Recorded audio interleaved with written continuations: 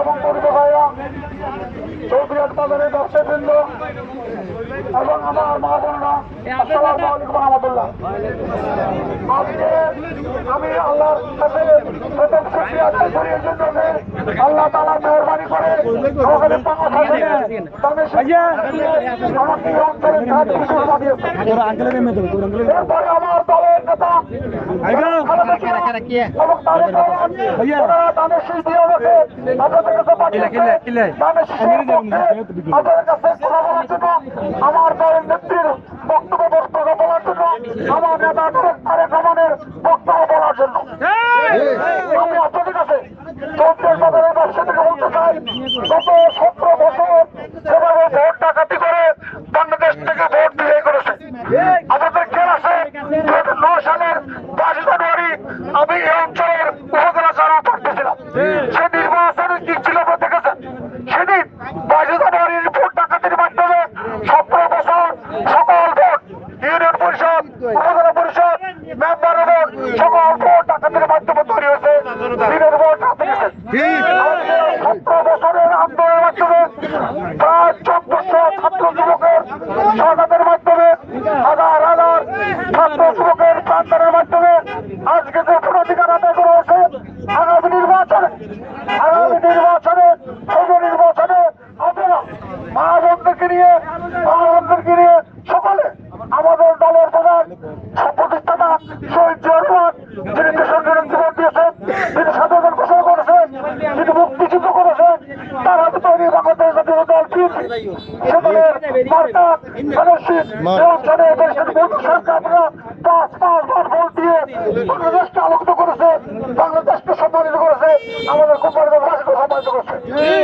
এই অঞ্চলে, বাংলাদেশের এই অঞ্চলে যত উন্নয়ন হয়েছে, সমস্ত উন্নয়ন বিএনপি বেগম খালেদা জিয়া এবং এই অঞ্চলে বন্ধুসভার হাত ধরে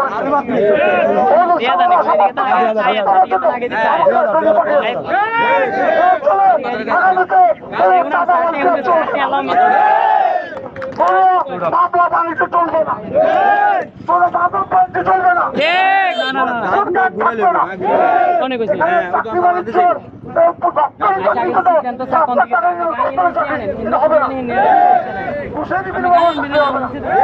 চাকরি হবে একমাত্র যোগ্যতা আপনাদের ভিত্তিতে।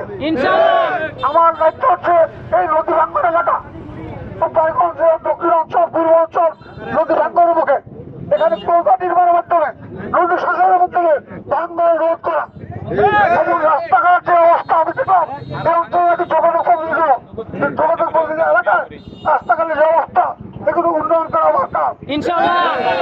স্কুল কলেজের মেয়েরা নির্বিঘ্নে স্কুল কলেজ হবে, কোনো ইম্পিরিক চলবে না, মিশনকে আগে ইম্পিরিকের অস্তিত্ব থাকবে না ইনশাল্লাহ। এখানে যেসব অন্যায় অবিচার হয়েছে, জুলুম হয়েছে, সমস্ত জুলুমের অবসান ঘটিয়ে ন্যায় প্রতিষ্ঠা করা, ইনসাফ প্রতিষ্ঠা করা আমার কাজ। কোনো সালিশ বলতে চলবে না। আমার দলের লোক চাঁদাবাজির মধ্যে গুলি করে, আমার হাজার হাজার লক্ষ লক্ষ কর্মীদের মধ্যে গুলি করে যদি চাঁদাবাজি করে, তাদের কাছে প্রশ্রয় দেবো না। যারা চাঁদাবাজি করে তারা আমাদের দল করার দরকার নেই, যারা সালিশবাজি করে তারা আমাদের দল করার দরকার নেই।